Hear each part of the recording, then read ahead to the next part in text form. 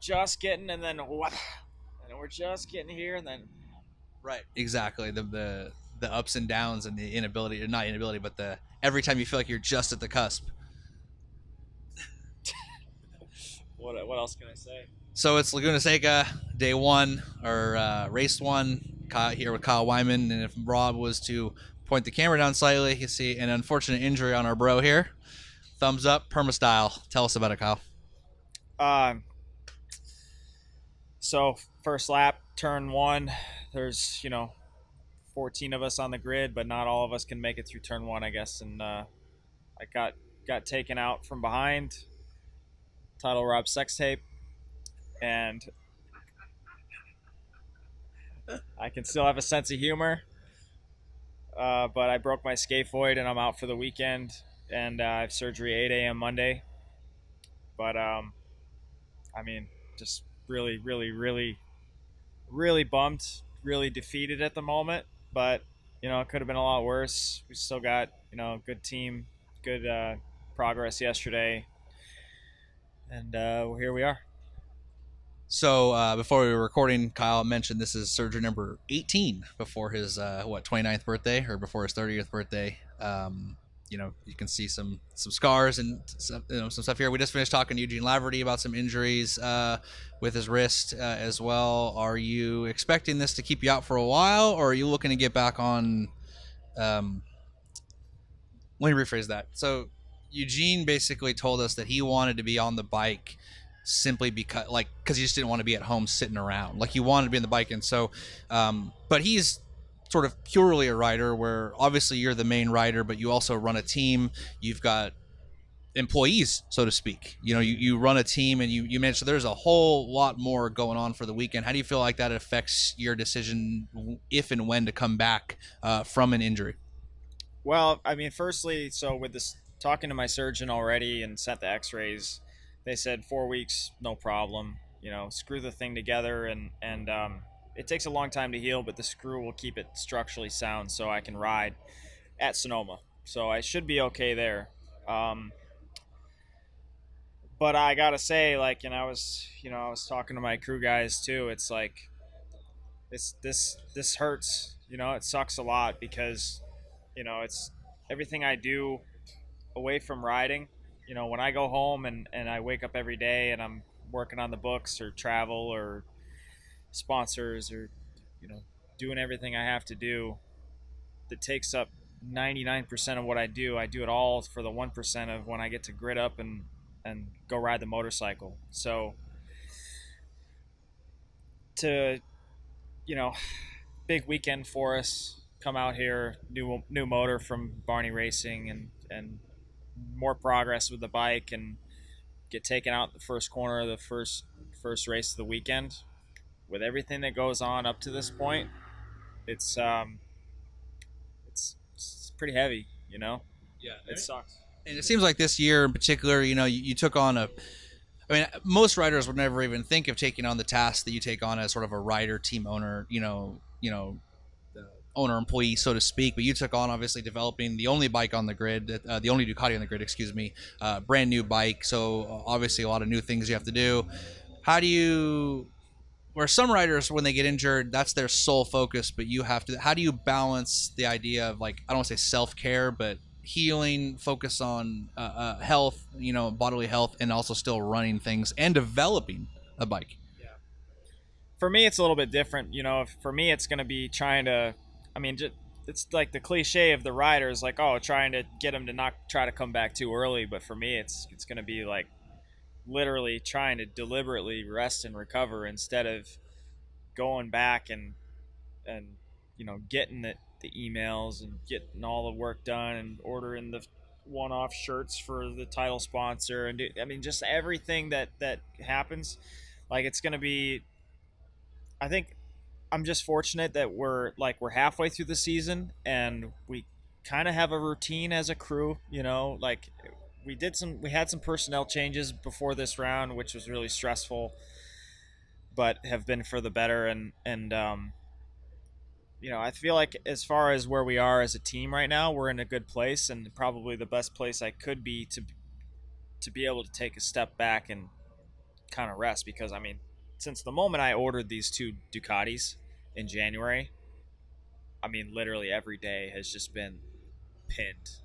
You know, I haven't been able to really exhale or do anything because it's such a monumental task trying to put this whole deal together. So, you know, I'm looking forward to trying to rest up and being forced to take a step away, I guess, for a little bit because honestly, we all need that at some points. So, do you think that if you were developing a Yamaha or even a BMW, I think the stress would be less because with Alvaro Bautista's pretty outrageous success early on, it almost feels like there was a bar set unrealistically high for this new bike. And now you see him crashing significantly and having a harder time dealing with it. But those early rounds, it almost set an unrealistic expectation in many fans' eyes. You see it kind of in online forums. And I always say, like, don't read the comments, that kind of stuff. But it's sort of part of daily life these days. Do you feel that the success of other riders on that bike pushed you more or added more stress to get this thing dialed in? It was definitely hurried, you know, in a way because, you know, yeah, you look around and, you know, the people who think that there should be this expectation for us are flat out ignorant just because it's like it's not even the same world, you know, but obviously there's pressure there and whoever says they don't read the comments is lying, you know what I mean? It's I think this year I've got more love and more hate equally at the same time. 5-star or 1-star review, right? Pretty much, yeah, yeah, yeah. No, no 3 stars really. No. Just love it or hate it, you know. I'm doing it anyway. Yeah, it's definitely been.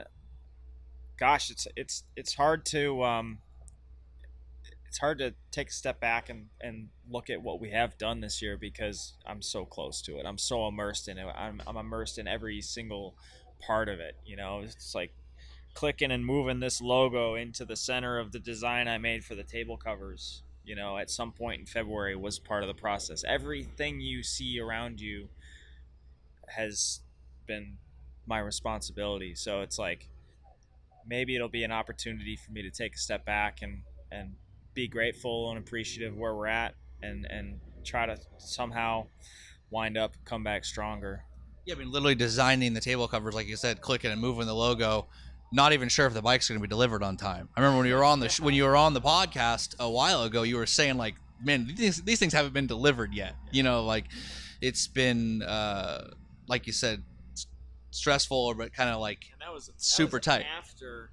That was after the first World Superbike race. We were doing that podcast after those guys were already dominating and after their year of testing. You know, yeah. So it's crazy. It's been literally like 3.5 months since we turned a wheel for the first time. So speaking of turning the wheel for the first time and getting on that bike and guys dominating or Alvaro Bautista having issues now, what was the first impression you had? A lot of people have asked us this. They haven't ridden it. You know, it's not a bike that's accessible to a lot of people quite as much. What are kind of your first impressions and the biggest positives of the riding the Panigale? It's really hard to answer that question. It's literally, I mean, I get that question 10 times a day, no joke. You know, whether it's through social media or here at the track, you know, what did you notice the biggest difference? And the only thing that really stands out that I can actually compare to is the counter rotating crank, which helps a lot with the gyroscopic force. So the bike feels really light when you actually transition side to side. But other than that, I mean, it's like, oh, what do you think of the V4 versus the inline 4? It's like, I don't know. What about pineapple on pizza though? I'm down for it. I hate you. I'm here for it. I might have some tonight. Not racing tomorrow. We have a secondary opinion on this pineapple on pizza conversation. Absolutely not. We agree on many things in our relationship, and that is not one of them. The other thing I mean to ask Hannah specifically is, have you ever seen a baby pigeon? No, what? What about a baby crow? No. What about a baby seagull? No, why? Have you ever wondered that maybe they're actually secret surveillance drones? Did you know that pigeons die when they have sex? I do. Now. They did when I tried. Best interview ever. So back to the What? I think we were talking about the gyroscopic forces of the counter-rotating crank on a V4 versus an inline 4. I don't know. Honestly, I'm kind of burned out on that question. Yeah, exactly. Fuck that question. Kind of over it. Right. So you have surgery scheduled for Monday, 4 weeks, expecting to be back. You're looking at Sonoma. When we spoke to Laverty too, he mentioned he chose this track to return primarily because of the left versus the right. His right, wrist is injured, so he's able to return. Do you think that the layout of Sears Point lends itself to working around this, or do you think it's going to make it a little bit tougher? Unfortunately, I think Sonoma is probably the most physical racetrack on the whole schedule as far as direction changes, and it's going to be hot. It's going to be a hell of a task, honestly. So, no, not really. And Pittsburgh after that's going to be equally as challenging. For me, I've kind of circled on the calendar, like 3 of my best tracks are towards the end of the year. Pittsburgh, New Jersey, and Barber. Right. So if we can just try to continue to build on what we've learned throughout this year and at least come back swinging, I think Sonoma is going to be kind of it's going to be tough, just coming back but we'll try to learn as much as we can so we can just come back strong for the last 3. I think that's going to be the priority. Well, judging by your career, conquering hell of a task seems to be your middle name. That's a lot. That and Big Don Kyle. Well, I appreciate you guys for cheering me up a little bit too. So it's we're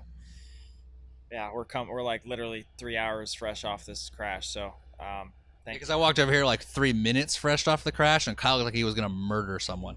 I was like, I'll see you in a couple hours, bro. I still might. We'll see. Well, it's Kyle Wyman here, day 1. Obviously, watch the races tomorrow. Unfortunately, Kyle won't be participating, but catch him at Sonoma in how long? 4 weeks-ish. Thanks, bro.